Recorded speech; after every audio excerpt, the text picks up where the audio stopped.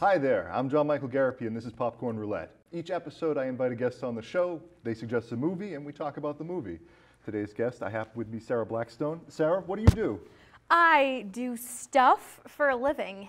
I work here at the TV station, and it is a blast. I love it. What's your official title? The production coordinator. So anything that happens within the studio is kind of like my domain. In a sense, you're the show's producer as well, you know?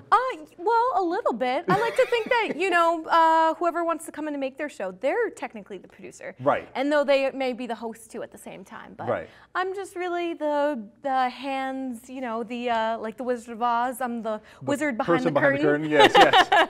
Yeah. Today we're talking about Labyrinth with David Bowie and Jennifer Connolly, directed by Jim Henson, and produced by George Lucas. But we have some fun dip that we need to get to first. Yes! I think that's very important. Fun dip. I'm so happy that you found it. Would you like Raz Apple Magic Dip or Cherry Yum Diddly Dip? Ooh, they both sound amazing. I'll take the raspberry. All I love blue. I'll switch over for cherry. Oh my gosh, I think I haven't had these since grade school, to be honest with you. I'm not even sure how to open this exactly. What? You gotta, well, first, it doesn't explode. Yep. You gotta shake the packet so all the sugar goes down to the bottom. All right. So it doesn't rip off. Yep. Back when we were kids, we didn't have to make a choice between whether or not we wanted cherry or blueberry. It was this one long plastic package. Oh, I know. I missed that because grape was one too. Yeah. Grape is really good. Yeah. This box only came with cherry and razzmatazz. Oh, thank you so much. This is awesome. No problem. Oh my gosh. How are my teeth? My teeth looking good? I wonder if the reason. This is why I wanted to do this show second. Smart man. You're smart. I'm wondering. I completely forgot what I was wondering. We'll move on from there. It's the sugar. Oh yeah, no. I was That's wondering like if the reason why we don't see these as often is if because Pixie Sticks just allowed us to just dump it straight in our mouth. Probably. That's what they started moving over to. Oh, do you remember those jumbo Pixie Sticks, the ones that came in a large plastic tube? Yes. Oh my God. They used to keep us up all night in college. Yes. That's pretty much what ended up happening. People would eat those and then drink Coke, and then they would be like crazy. I don't know how, parents are now healthy, huh? They don't have to. They don't actually choose to buy that for their kids. I don't even know if any kids were buying it in the first place. I mean, any parents were buying it for their kids in the first place. Maybe. It seemed to be more high schoolers than anything else that loved the idea of just dumping sugar. That's true. I love dumping sugar. I'm not a high schooler, but I love to dump sugar. Yeah. Anyhow, getting back to Labyrinth. Why'd you choose Labyrinth? Because it's amazing. It's a glorious piece of art. I love that movie. Can I tell you how Labyrinth came into my life? Sure. That's the second question anyways. Go ahead. All right. Oh, okay. Is that all right? Yeah, go right ahead. As a young lass going to Girls Inc., I was walking around their halls and on remember those old, almost like the tube TVs. You remember those old TVs? Yeah. I stumbled into a room and it happened to be playing. No one else was in the room. And really weird. Well, not really unlikely for Girls Inc., but you know, to leave something running. But anyway, so it was on and I saw puppets and a man with hair and something about him stealing a baby. Yeah. And I was like, what the heck is this? And it was on an old VHS that was really bad, so you get the grain through it. Which and infers that a lot of like people watched it, actually. Yeah. Yeah, and so I was just like, what is this? So also it has musicals in it, so I think one of the songs kind of stuck with me.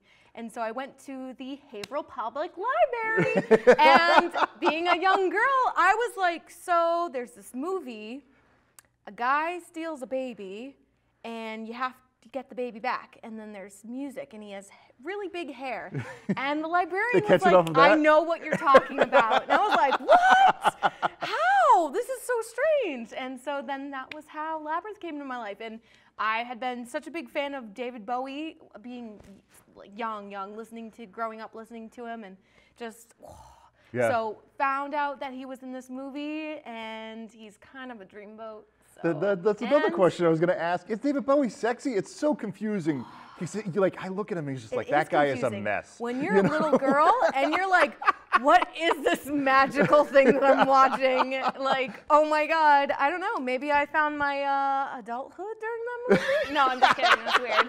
I'm sorry. But like, I don't know. He is kind of magical. Is he more magical than Jim Henson? That's the question.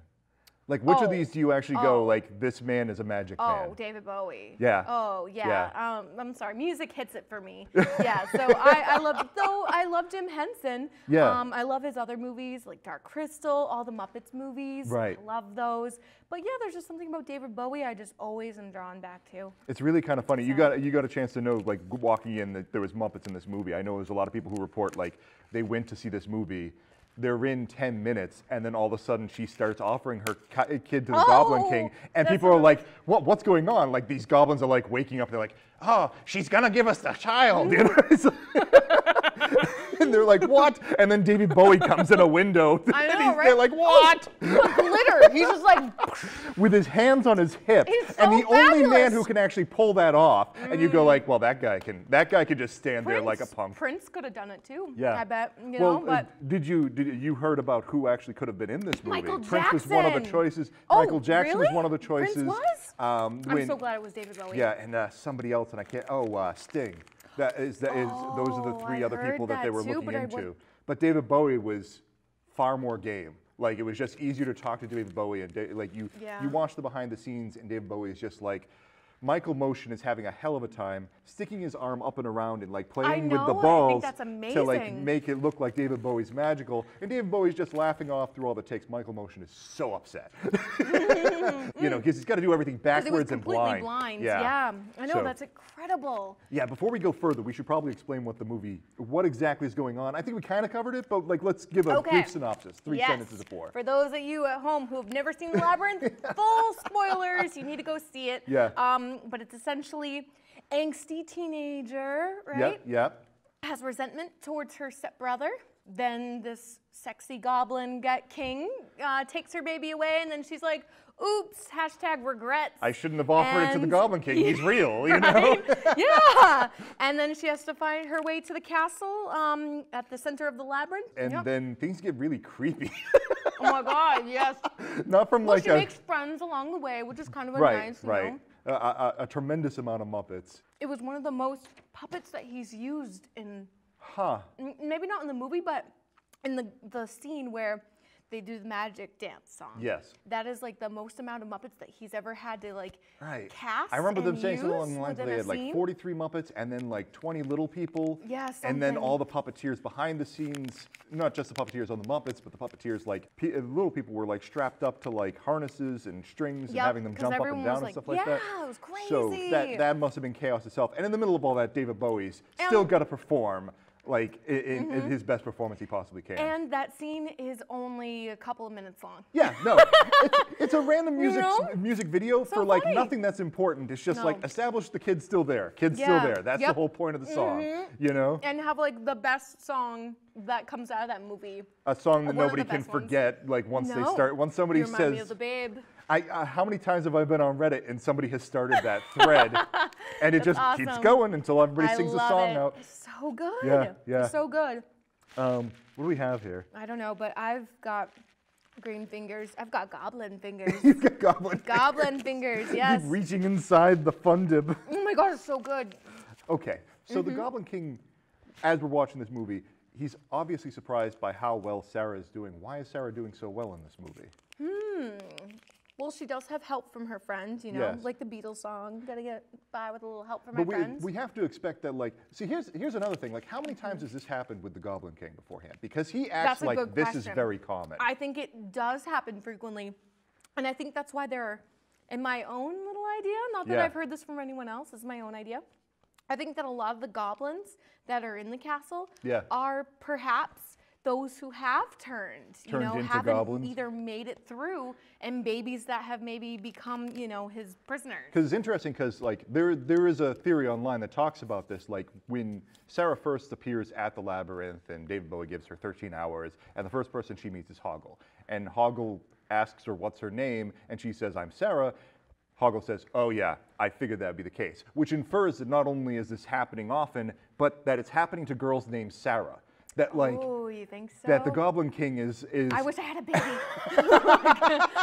Take me to the labyrinth. That the Goblin King is trying to replicate like some lost love by the name of Sarah, and he's constantly dragging other Sarahs into this maze, and just I thought that was cheesy fan fiction. Even when we get to the very end where he says, I'm exhausted by your expectations of me, it gives an indication it's like he's not just talking about Sarah, he's talking about all the damn Sarahs that he's come across. Because he's talking about them in a very broad sense. You know about us, we just have high expectations. Sorry. I always kind of wondered how someone else thought about how she does the ending. When, you know, in the beginning we see her do the exact same thing where she's reading from that script and she's saying the lines, you know, and then at the end we see her doing it again. But she's almost saying it in like a robotic monotone type of way. Yeah. That always kind of, I don't know, I didn't like that. I kind of thought, after getting through all of this shit that you've been through, I thought she would have delivered it with more power, and then she's kind of like... she seems to still be under the effects of like whatever that peach drug is going on. You have no power over me. I don't know. Really it's really strange. It's hard to tell exactly what they were going for because Jennifer Connelly, I think Jim Henson hired her because she was pretty. To some extent, there's other reasons. She's a good sport. Jessica she takes Parker direction wells and all was that. Another person that was a good candidate. I forget, there was a whole list of other but there seems to famous be people. Tons of shots of Jennifer Connelly just looking there in a somewhat dazed with her mouth slightly open as if she's modeling. That's true. You know what I mean? Yeah. So I just wonder how much of that just comes across that way. Probably for that. But I was thinking like, I mean, get all this way and where's the passion? Yeah. You know what I mean? I would have been like, I fought my way like through torn the into him, right? Yeah, you have no power over me. And then she kind of throws at the end. There seems to be some sort of like, oh, I forgot. So this is the thing, is just like, it's obvious in the process of the movie that Jareth is interested in some strange relationship with it. First of all, does this work to some extent? When you see Jareth and Sarah inside the ballroom, do you think to yourself, this is a match? That scene. Well, I think a part of it. Because like obviously you can't get around the age difference. He's 38, she's 15. Well, you know? Well, you never know. Jareth might just be, you know, a younger guy that looks a little older. You cast him a little bit. Obviously, though, she is know? A teenager, though. You can't get around that. You know? Yeah. I'm not trying to get around that. But, I mean, but yeah, that ballroom scene. Yeah. Oh, I love that scene. I do think that I mean, talk about date rape scene, right? Yeah. Jim Henson's maybe like trying to, you know, tell the audience out there to beware of peaches. But yeah, I do think that he is kind of trying to put a little bit of a spell on her. Some like, mojo of some sort of way. Maybe, you know, try to like kind of show off what he can offer her and, you know, see if she can forget about what she was really looking for. Because it seems like towards the end of the movie, she ends up in this MC Escher land and she ends up in, like breaking out into a room with Jareth. It seems he's completely uninterested in the child by this point. He has actually left the child to just wander through his MC Escher painting. I know, he right? isn't grabbing it or anything like that. That baby's not going to fall or anything like that? It's like, this has never been the plan for him. I mean, like, consolation prize, perhaps, you know? But, like, now that she's actually here, he's changed his focus completely. Oh, the Fireys. We have this entire process. Do you know that one of them, wait, hold on, that was one of my notes. Oh, wait, or maybe not. But yeah, one of the Fireys was actually casted, puppeteer was casted as one of Jim Henson's, was Jim Henson's daughter. Oh, was it? Crazy? Yeah. Yeah. I thought that was kind of cool. It was really kind of interesting. Real quick, these puppets are specifically like full body puppets that in order to operate them required like 3 separate puppeteers all wearing complete woolen black costumes or something like that. Yeah, and then they would, like, one of them would have like them strapped to their legs and they'd operate the legs, another person was operating the hands, and a third person had control of the head, which would oftentimes just be removed, and they green screened everything. The green screen effect, though, is not very very good. No, well, not for our time now. Not for our time, but I think even in the 80s, like you can like look at like Back to the Future has green screen effects from the same exact time period. You don't think to yourself, well, you know it's a green screen. It is kind of grainy and stuff like that. I think there are sections like there are some things about that green screen that just stands out. Like they show their feet because they have to show their feet because they're showing off as the whole puppet. Oh yeah, but and the fire too. They have a fire. But that kind of makes them levitate on their green screen a little bit too much. Yeah, you know? like it's angled a little bit. Yeah. Like you see too much when you're not supposed to. Yeah. But yeah, no, I remember seeing that as a little kid and being like, oh yeah, there is something off in this, but. Wondering how they did it too, but yeah, I bet they could have done better. But I wonder if because there were so many bodies involved, that maybe that played a factor. Seems to be the theme with a lot of these puppets, like that Hoggle was like 4 or 5 people, you know, just operating what looked like one person with a puppet head. I think it had like 18 different electronics in there for just motion, for like the face, like eyebrows. And an actor who was not speaking the voice and had to respond if she knew everything was going on, like pretty much just dancing her role, you know? Can I tell you one cool fan fact about Hoggle's character? Or, so in the Museum of Forgotten Luggage in like, I want to say like Missouri or Louisiana or something like that, Hoggle's body is on display at this huge museum. Did they just lose it and pick it up there? Is that what happened? I don't know what happened, but apparently like this museum is at an airport, and it's basically like all lost luggage. Whenever like unidentified luggage comes in, it goes to this one airport, and then from there it's kind of sorted out, and they try to like dig through it to find out like who they can send stuff to. And that happened to like some woman was opening up the suitcase and saw that and got a heart attack, but then it's been living there ever since. This gigantic goblin head staring back at her. I mean, how cool is that? But also it was such a big flop that I'm sure at the time, you know, they were able to keep it because Jim Henson was probably like, oh, I'm never gonna get money off of that thing anymore. But now it has such a reboot, you know, revamped like audience. Now that thing is probably like worth like millions. I know, it's really sad because Jim Henson put so much of his time and money into this movie, and it flopped. It didn't do very well. Here's a question. Like, we've had a number of movies that we're going to be talking about and that we've talked about that have flopped, that people want to talk about. Why do you think that there is such this attraction to movies that don't work, or that don't work when they come out in the movie theater? I think that's really hard because not all movies that flop when they hit box office turn into cult classics. I think there has to be some type of math with cult classics that it's got to be really bad, but at the same time really good. I'm not saying the Labyrinth is bad. I actually love it so much. I love it so much it's like gold to me. I can't see, but I understand where someone who maybe hasn't seen it before would think, oh, this movie's so random. You know, and like really creepy things. I try to bring a counter review with me, so might as well actually point this one. Okay, let's see. What is it? This one's from Roger Ebert. It was written during the time period. Okay. According to him, I have a problem with almost all nightmare movies. They aren't as suspenseful as they should be because they don't have to follow any logic. Anything can happen, nothing needs to happen. Nothing is as it seems, and the rules keep changing. Consider, for example, the scene in Labyrinth where Sarah thinks she is waking up from her horrible dream and opens the door of her bedroom. Anything could be outside that door. Therefore, we're wasting our psychic energy by caring. In a completely arbitrary world, what difference does anything make? Well, he's just a dick.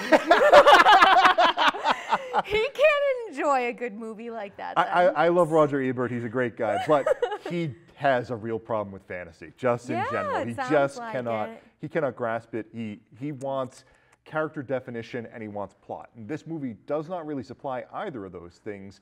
Jareth is already a Superman. Sarah is kind of floating through this movie making friends, but she's not a three-dimensional personality really. No. Actually, and the plot is get to the center of the labyrinth. That's it, you know.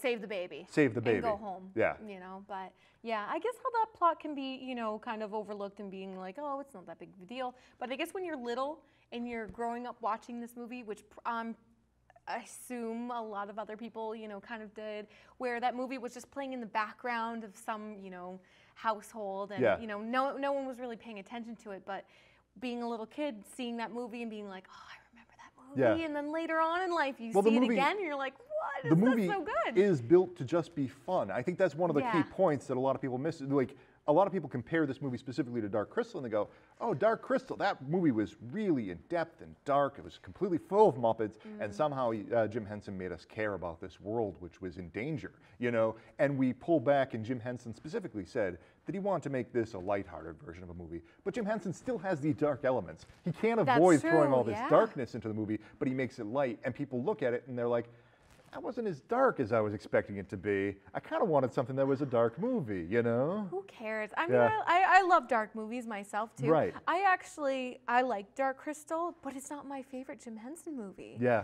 Isn't that strange? Yeah. Yeah, I don't know if maybe at that time people were just like looking for, you know, oh, he's done this, maybe he'll do it again with this movie. Right. And going in expecting that.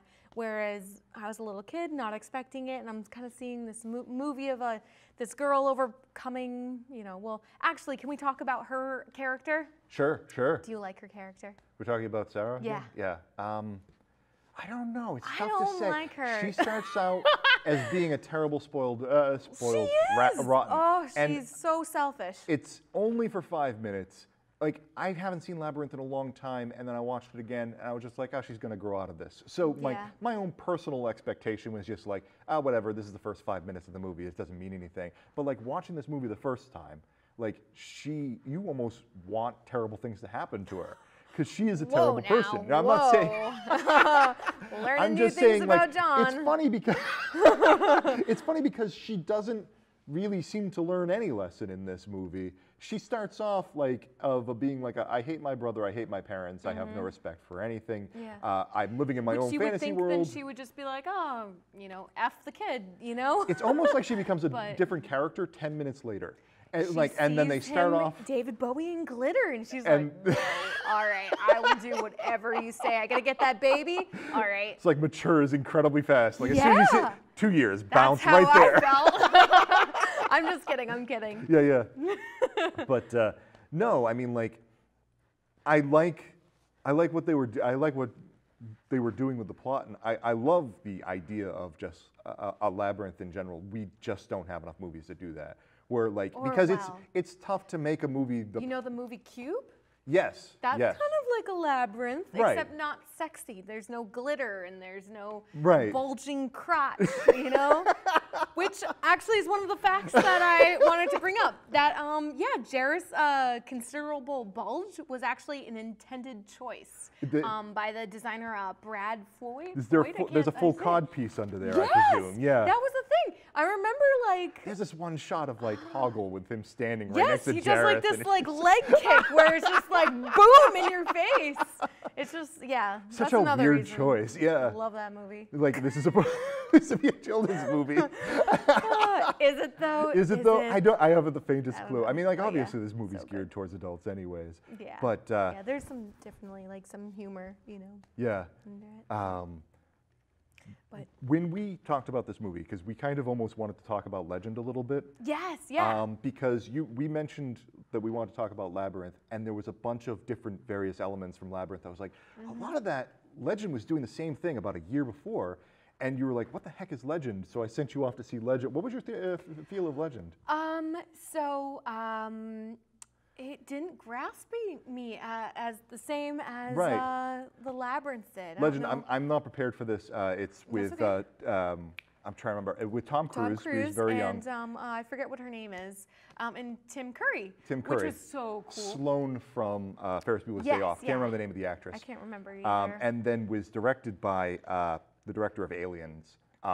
Ridley Scott. Blade Runner. Yes. Ridley Scott. Yeah, which is so cool to see that, and you kind of get that feel from him got in the same certain like scenes. spectacular Just certain scenes, setting and almost puppetry himself. But then, like, talk about a movie that has no plot. This one's just like, save the unicorn. I'm going to save the unicorn. And then like another strange seduction sequence between an older man and a younger girl. Yeah, or also between a boy and a fairy. Yeah. You know? Yeah. Like, just kiss me like you mean it. It's just like, oh. in front of my friends, we're my about brother. To be eaten, but all right, lady. Like, I'll get into the mood. But yeah, it's interesting, huh? Yeah, but like, it just doesn't seem to compare to Labyrinth, you know? No. Well, for me, I personally don't think so. Yeah. For me personally, yeah, that one, it just, I don't know. I mean, I think it had that. I don't know if like during that time in the 80s, just mythology movies were like the big thing. I can tell Everyone wanted to do one. Siskel and Ebert hated this one much more than Labyrinth. They were just like, oh, this movie is just strange. I think it tried too hard. Like, what do you think that Labyrinth did right that Legend did wrong? I think that the characters were much more lovable. I feel like they almost tried too hard in Legend for some reason. I don't know. Just Tom Cruise. I mean, enough said. Scientology. Yeah. But like, Tom Cruise specifically asked in Legend to reduce the number of lines he was doing because he thought that since he's a nature boy, that it should all come off as being like he's very direct and like almost Tarzan, but not quite there. Okay. So that's really strange because we get a worse performance out of Tom Cruise in the process. In theory, it like in service of the movie. In theory, but see, that was another thing too that I didn't grasp, but the movie kept trying to tell you that he was like this like wild kid, you know, this feral child. But I never got that from him. I never got like a Tarzan character. I almost thought he was just another villager, you know, that was in love with the princess. And I was just like, wow, why are they trying to make him to be this amazing person that can like talk to the unicorns? You know? But yeah, Legend was it was interesting. The scene where so I looked up a little bit of facts, some fun facts for you. Fun facts. Yeah, so the whole scene where, you know, she's easily manipulated too, by the way. Yes. That Sloane character, I forget what her name is. Oh, Lily. Okay. That's her name in the movie. But Tim Curry's character keeps calling her Lady. And I thought that was very interesting. Yeah. I never understood, like, does he just not know her name? Did he get confused? Or is this actually in the script? Like, there's only so many words in this script. I know, right? And there's only so much that he says to her. I would think that, you know, if she's this, my main thing, what I was trying to say is that he's captivated by her innocence and her purity. There is some... But, like, why didn't he just go after the unicorn? Like, why isn't he sexually attracted to the unicorn? Because he is supposed to be the darkness. That thing is like even more pure than her. Yeah.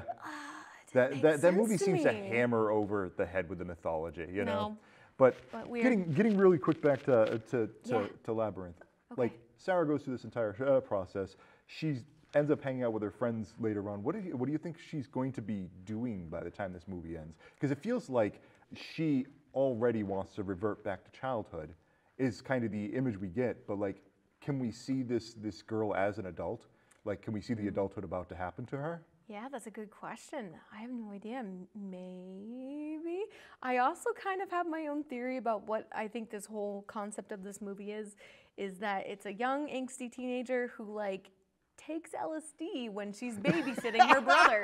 And so she's really just trapped in her room and creates all these characters. With all these things around her. They make a very big issue out of the things that are in her life. And they spend a lot of time dealing with the concept. Yep. Unfortunately, the philosophical discussions are going to have to be set aside because we're out of time for this episode. There's so much to talk about. Yep. Thank you for joining us. It's been a pleasure. Would you like to promote anything in the process? What? Would you like to promote anything? If you want to come and make a TV show, come to HC Media. Yeah.